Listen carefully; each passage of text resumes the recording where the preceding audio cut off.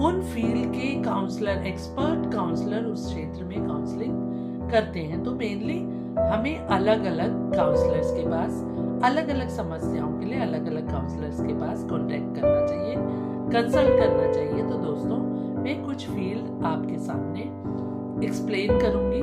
तो उन फील्ड्स के अकॉर्डिंग आप समझ सकते हैं कि अगर आपकी इससे संबंधित, काउंसलिंग से संबंधित किसी समस्या या किसी प्रॉब्लम से आप जूझ रहे हैं, तो आपको किस तरह के काउंसलर से आपको कांटेक्ट या कंसल्ट करना चाहिए।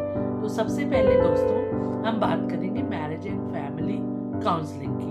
तो इसमें क्या होता है कि विवाह, जैसे कि मैरिज से आपको समझ आ रहा होगा कि विवाह से संबंधित, फैमिली, परिवार से संबंधित काउंसलिंग होती है। हस्बैंड वाइफ के डिस्प्यूट्स हों या फैमिली रिलेशन खराब हो रहे हों, फैमिली रिलेशंस डिस्टर्ब हो रहे हों, या बच्चों की नर्चरिंग या डिवोर्स संबंधित जो प्रॉब्लम्स या कुछ भी एडजस्टमेंट वगैरह की प्रॉब्लम आती है, वो एक मैरिज एंड फैमिली काउंसलर के द्वारा सुलझाई जाती है या उसके एक्सपर्ट के द्वारा उससे संबंधित काउंसलिंग की जाती है। फिर आता है दोस्तों एजुकेशनल एंड स्कूल काउंसलिंग। इसमें जैसा कि बच्चे अक्सर पढ़ाई, व्यवहार, करियर, पढ़ाई में इंटरेस्ट या पीयर ग्रुप प्रेशर या सेल्फ कॉन्फिडेंस से संबंधित समस्याओं से जूझ रहे होते हैं दोस्तों। तो इससे संबंधित जो हमें काउंसलिंग, इन समस्याओं को समझने के लिए काउंसलिंग करनी होती है या कंसल्टेशन करना होता है, वह एजुकेशनल या स्कूल काउंसलिंग उसको कहा जाता है। अब आता है दोस्तों career counselling. School counselling different topic है, डिफरेंट नीश है, बट करियर काउंसलिंग बिल्कुल डिफरेंट नीश है।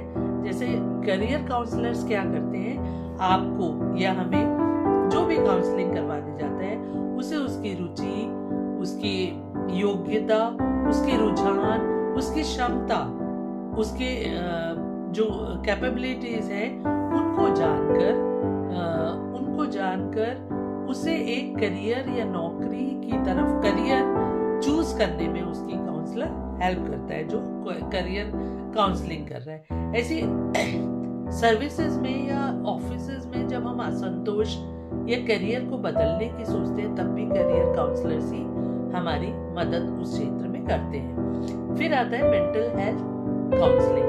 मेंटल हेल्थ काउंसलिंग में दोस्तों मेंटल इमोशनल ट्रॉमास, स्ट्रेस, तनाव या अवसाद, सेल्फ कंट्रोल, इस तरह के समस्याओं का निदान एक मेंटल हेल्थ काउंसलर के द्वारा किया जाता है। जब हम अवसाद में चले जाते हैं, जब हम किसी तनाव में होते हैं, जब हमारा अपने आपा खो देते हैं, सेल्फ कंट्रोल नहीं रहता है, तो ऐसे में कहीं ना कहीं हम किसी मेंटल प्रॉब्लम या मेंटल ट्रॉमा से गुजर रहे होते हैं। तो इस समय मेंटल हेल्थ काउंसलर्स हमारी मदद करते हैं। इसी तरह से रिहैबिलिटेशन काउंसलिंग में दोस्तों स्पेशल नीड वाले बच्चे, या हम कह सकते हैं जो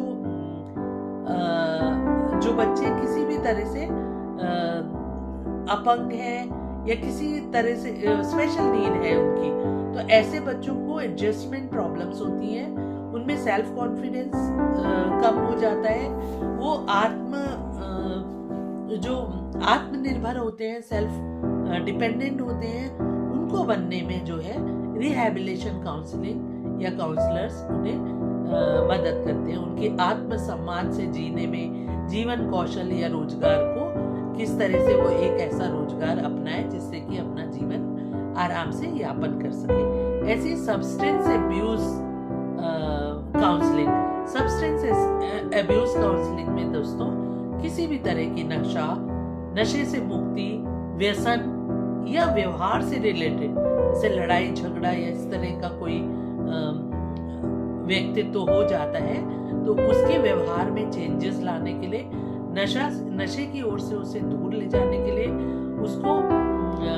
उसके व्यवहार में चेंजेस लाने के लिए कि जिससे कि वे दोबारा नशे की ओर फिर से ना जा पाए, इसके लिए सब्सटेंस अब्यूज काउंसलर्स उसकी मदद करते हैं। ऐसे ही ग्रीफ एंड ट्रॉमा काउंसलर्स या counselling. Grief and trauma counselling में दोस्तों शोक, आघात, जीवन में पुनः संतुलन, जैसे कि कभी हमारे जीवन में किसी का एक्सीडेंट हो जाए या हमारी लाइफ से किसी का लॉस, हमारी लाइफ में किसी अपने नियरेस्ट डियरेस्ट का लॉस हो जाए, डेथ हो जाए, तो उस ट्रॉमा में भी कभी कभी पर्सन बहुत ही बुरी तरह से मेंटली डिस्टर्ब हो जाता है, ग्रीफ में रहता है, वो नॉर्मल जिंदगी जीने में मुश्किल होती है। तो दोस्तों ग्रीफ एंड ट्रॉमा काउंसलर्स ऐसी स्थिति में उसे जीवन में पुनः संतुलन बनाने में मदद करते हैं, पुनः बैक टू नॉर्मल लाइफ जीने में उसकी मदद करते हैं। हमेशा वो ट्रॉमा में या ग्रीफ में रहता है तो वो नॉर्मल लाइफ जीने में मुश्किल आती है उसके। तो इस normal back to normal life आने के लिए ग्रीफ एंड ट्रॉमा काउंसलिंग काम करती है या मदद करती है। ऐसे child and adolescent counselling, child and adolescent counselling में भी दोस्तों सोशल, इमोशनल, फिजिकल चेंजेस इतने ज्यादा होते हैं एडोलसेंट्स में, या बच्चे का व्यवहार क्योंकि वो नासमझ होता है उसमें भी व्यवहार में बहुत सारे प्रॉब्लम्स आते हैं। वो सेल्फ कॉन्फिडेंस नहीं होता है, वो कंफ्यूजन्स में रहता है, इन सारे चेंजेस से एडजस्टमेंट नहीं कर पाता है दोस्तों। तो इस एडोलसेंट की स्टेज में कैसे बैलेंस रहे कोई व्यक्ति, ये भी जो है हमारे चाइल्ड एंड एडोलसेंट काउंसलिंग में काउंसलर मदद करते हैं। ऐसे दोस्तों एक अच्छे काउंसलर की क्या विशेषताएं होती है? जब हम काउंसलर के पास जाते हैं, बहुत सारे काउंसलर्स हैं, लेकिन हम कैसे पहचाने कि एक ये अच्छा काउंसलर है? तो काउंसलर की जो कुछ विशेषताएं होती हैं वो होती है एम्पैथी।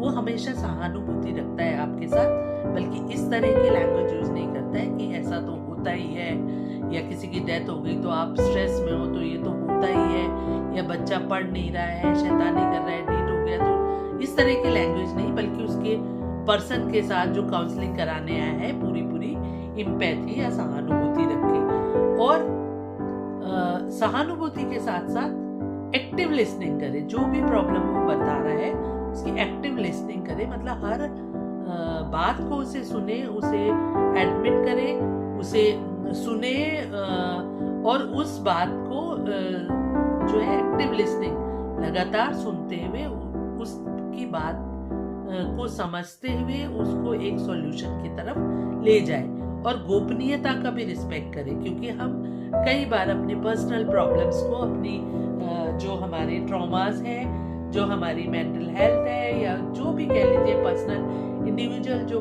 हमारी चीजें होती हैं, हम हर किसी के साथ डिस्कस नहीं करना चाहते हैं। तो दोस्तों जब हम किसी काउंसलर के पास जाते हैं तो एक्सपेक्ट करते हैं कि वो हमारी गोपनीयता, हमारी बातों की गोपनीयता की रिस्पेक्ट करते हुए उन बातों को गोपनीय रखेगा, किसी और के साथ शेयर नहीं करेगा। ऐसे ही उसका प्रभावी संचार होना चाहिए, मतलब कि कम्युनिकेशन जो हो उसका एक इफेक्टिव होना चाहिए, कि वो आपकी बात सुन के आपको जो कम्युनिकेशन, जिस लैंग्वेज में कम्युनिकेशन कर रहा है वो आप में प्रभाव डाले। ऐसी उसकी कम्युनिकेशन स्किल होनी चाहिए। ऐसे धैर्य और संवेदनशील भी होना चाहिए उसे। धैर्य यानी कि आप तो प्रॉब्लम में है, जब तक वो आपकी बात को धैर्य से नहीं सुनेगा, आपके साथ संवेदनशील नहीं होगा, आपकी बातों से प्रभावित नहीं होगा, तो वो आपको सॉल्यूशन तक नहीं ले जा पाएगा। और दोस्तों बात आती है कि काउंसलिंग की आवश्यकता क्या है, पर्पस क्या है काउंसलिंग का? तो व्यक्ति को self aware, emotionally strong, life में बैलेंस व सेल्फ कॉन्फिडेंस प्रदान करती है काउंसलिंग केवल एक्सपर्ट ही नहीं, डे बाय डे जो डेली लाइफ हम जीते हैं, अगर पेरेंट्स भी हमारी एक अच्छे से समझदार एक्सपर्ट काउंसलिंग के प्रोफेशनल के पास न जाकर अगर हम अपने पेरेंट्स के साथ रहते हुए काउंसलिंग, इस तरह की सारी बातें जो मैंने क्वालिटीज बताई कि आपको एक्टिव लिसनिंग करना, आपसे एम्पैथी रखना, आपकी बातों को सोल्यूशन को ढूंढना, एक इफेक्टिव कम्युनिकेशन होना, धैर्य रखना, धैर्य पेशेंस के साथ आपकी बातें सुनना, तो इससे भी किसी भी व्यक्ति की काउंसलिंग होती है दोस्तों। और जैसा कि मैंने बताया, ये एक हेल्पिंग प्रोसेस है। एक ट्रेन्ड काउंसलर के द्वारा इमोशनल, सोशल, एजुकेशनल और वोकेशनल प्रॉब्लम्स की को समझने के लिए ये काउंसलिंग सहायता करती है। तो दोस्तों, हमें ये नहीं मानना है कि काउंसलिंग एक कुछ बीमारी का सॉल्यूशन, हम किसी डॉक्टर के पास जा रहे हैं, बल्कि काउंसलिंग एक परामर्श है जो कि हमें अपने गोल तक पहुंचने में मदद करता है, अपनी समस्याओं को सुलझाने में मदद करता है। और इन सारे, चाहे वो वोकेशनल हो, चाहे वो एजुकेशनल हो, चाहे वो पर्सनल हो, मैरिड लाइफ से रिलेटेड हो, या करियर से रिलेटेड हो, हर समस्याओं में हमारी मदद काउंसलिंग के द्वारा होती है। तो दोस्तों, आज हमने अलग अलग तरह की काउंसलिंग के बारे में जाना। तो ये जो डिफरेंट काउंसलर्स हैं, ये इससे रिलेटेड काउंसलिंग करते हैं। तो मैंने दोस्तों 8 काउंसलिंग्स के बारे में आपको बताया। Marriage and family counselling, second educational and school counselling, third career counselling, fourth mental and health counselling, fifth rehabilitation counselling, sixth substance abuse counselling, sixth substance and abuse counselling, seventh grief and trauma counseling, and last child and adolescent counseling। इसके अलावा भी बहुत सारी ऐसी counselling, ऐसी नीश है counselling के field में, जिससे कि आप मदद लेके अपने जीवन को एक खुशहाल जीवन में परिवर्तित कर सकते हैं।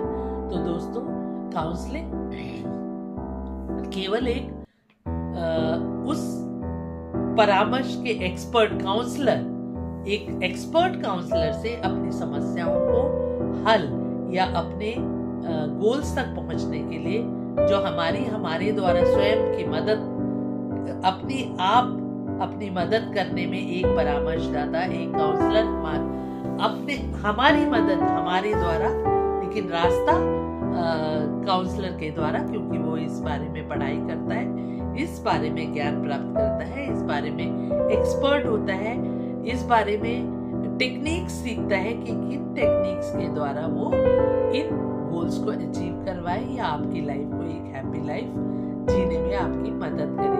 तो दोस्तों, मुझे लगता है कि काउंसलिंग के बारे में जो मिथ हमारे दिमाग में है कि काउंसलर्स में केवल वही जाता है जो मेंटल होता है या जो किसी तरह से डिप्रेशन में जूझ रहा होता है। तो दोस्तों, हमें डेली लाइफ में भी काउंसलर्स की जरूरत होती है।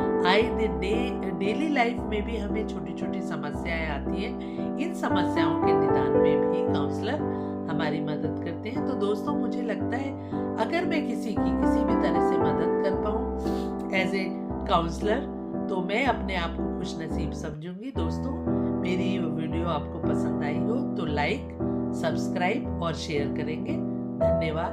डॉक्टर वीमा गुप्ता, फिर से एक कोई इम्पोर्टेंट टॉपिक जिसमें आपको कंफ्यूजन्स रहते हैं, उस टॉपिक को लेके मैं आपके सामने